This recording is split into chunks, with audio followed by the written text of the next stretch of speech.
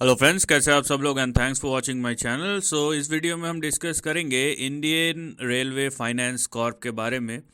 तो Indian railway finance Corp में आप एक मैसिव मोमेंटम देख सकते हैं। इसका ज़्यादा प्राइस एक्शन तो नहीं है, ज़्यादा डेटा नहीं है, लेकिन अगर आप देखेंगे अपने लोज से अभी तक इस शेयर ने करीबन 350% का रिटर्न दे दिया। और जिस तरीके का मोमेंटम है, वन साइडेड मोमेंटम आपको दिखाई देगा। देखिए, कोई भी शेयर को अगर आपको जज करना है, ठीक है, ट्रेडिंग के लिए कुछ पैसे थोड़े समय के लिए कमा दिए, वो ठीक है, लेकिन आप अगर उनमें से जो over a period of time देखते हैं तो इतना एक साल का डेटा उसको उस ट्रेंड को जस्टिफाई नहीं कर पाएगा। क्योंकि मैं थोड़ा जूम करता हूँ ताकि क्लियरली दिखे। क्योंकि अगर आप इस ट्रेंड को देखते हैं ना, यहाँ पे ये देखिए, मैं अभी एक्सप्लेन करूँगा कि हो क्या रहा है। यहाँ पे आप ट्रेंड को देखिए, इसको मैं बस यहाँ पे सीधा ये देखिए डॉट्स को कनेक्ट करूँगा यहाँ पे, और देखिए किस तरीके का मोमेंटम आपको यहाँ पे नज़र आएगा। मतलब आप देख सकते हैं कि इसका मोमेंटम कितना मैसिव है। मैं ये नहीं बोल रहा हूँ कि इतना मैसिव मोमेंटम है तो रिस्की है, नो डाउट रिस्की है। और इस टाइप का मैसिव मोमेंटम जब होता है ना आपके दिमाग में, अगर आप शॉर्टर टर्म में हैं तो आपके दिमाग में रहना चाहिए कि हमें एक लेवल के नीचे नहीं जाना है। अदरवाइज़ ये मोमेंटम तो कंटिन्यू हो रहा है, जब तक हो रहा है, अब हो सकता है अगले 10 साल भी होता रहे, लेकिन जब ये मोमेंटम फेडअप होना शुरू हो जाएगा उसके बाद क्या, राइट। और ये देख रहे किस तरीके का, मैं अगर एक सपोर्ट का लाइन बनाता हूँ तो किस तरीके का मोमेंटम है। तो इसी मोमेंटम को हम डिस्कस करेंगे, ठीक है। यहाँ पे मैं बताऊंगा कि हो क्या रहा है चार्ट में, तो शायद आपको बहुत सारी क्लैरिटी, चीज़ें क्लियर हो जाए, राइट। उसके बाद हम देखेंगे कि क्या हो सकता है और हमें क्या करना चाहिए। तो यहाँ पे देखिए, सबसे पहले तो छोटे से शुरुआत करते हैं। यहाँ पे ये छोटा सा रेंज ब्रेकआउट हुआ, क्योंकि इंडियन रेलवे फाइनेंस का जो प्राइस चार्ट था यहाँ पे आपका देखिए शॉर्टर टर्म टाइम फ्रेम में भी यहाँ पे 2670 का एक रेजिस्टेंस था, अब उसके ऊपर चला गया। अब उसके बाद जब गया, यहाँ पे देखिए ये थोड़ा सा ना, मतलब देखने में प्रॉब्लम हो सकता है, मैं इसलिए बोल रहा हूँ क्योंकि मैं बहुत सारे लाइंस खींचने वाला हूँ, क्योंकि यहाँ पे दिखेंगे ही आपको बहुत सारे लाइंस। तो यहाँ पे देखिए, ये यहाँ पे सपोर्ट लिया और बढ़ना शुरू हुआ। उसके बाद यहाँ से मोमेंटम ने फिर से गियर चेंज किया। अब देख रहे हैं यहाँ पे, ये देखिए यहाँ से गियर चेंज किया और फिर से ऊपर जाना शुरू किया। और इतना ही काफ़ी नहीं था, ये देखिए इसने फिर से यहाँ पे गियर शिफ्ट किया। तो आपको अभी पता चल रहा है कि मोमेंटम किस तरीके से चेंज हो रहा है।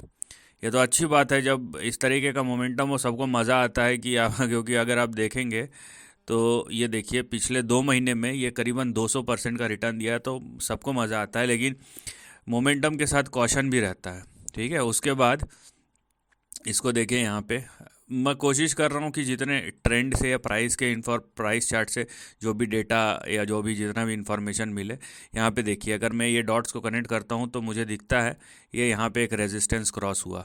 फिर ये जो यहाँ से था, अगर यहाँ से देखता हूँ, ये देखिए कहाँ से ये रेजिस्टेंस को क्रॉस किया। उसके बाद आप देखिए कि यहाँ से मैं यहाँ पे देखता हूँ तो यहाँ पे देखिए आपकी कैसा रेजिस्टेंस यहाँ पे क्रॉस हो गया। उसके बाद फिर यहाँ पे देखिए आप, अभी ये जो रिसेंट था, मैं बस कनेक्टिंग द डॉट्स कर रहा हूँ, तो यहाँ पे आप देख सकते हैं कि किस तरीके का रेजिस्टेंस यहाँ पे शेयर प्राइस ने परफॉर्म किया, किस तरीके से रेजिस्टेंस क्रॉस हो गया। तो आप देख सकते हैं किस लेवल का मोमेंटम है। अब बात यह है कि आगे क्या, क्योंकि ये अभी जो रिसेंट हाई बना था वो भी क्रॉस करने ही वाला है, जो कि 9340 का है, ये भी क्रॉस करने ही वाला है।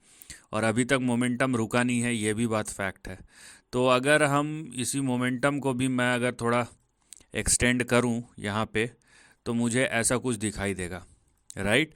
तो अगर इंडियन रेलवे फाइनेंस कॉर्प का जो प्राइस चार्ट है वो 9340 या समझ लीजिए 94 के ऊपर चले जाता है, तो यहाँ से भी ये यहाँ पे देखिए इंडिकेट करेगा 160 से 270 तक का। यहाँ पे जो रेंज है वो कहीं ना कहीं अगर एकदम स्ट्रेट चले जाता है तो इस रेंज के अंदर कहीं ना कहीं वो जा सकता है, राइट। इसका मतलब है मोमेंटम और अभी बाकी है।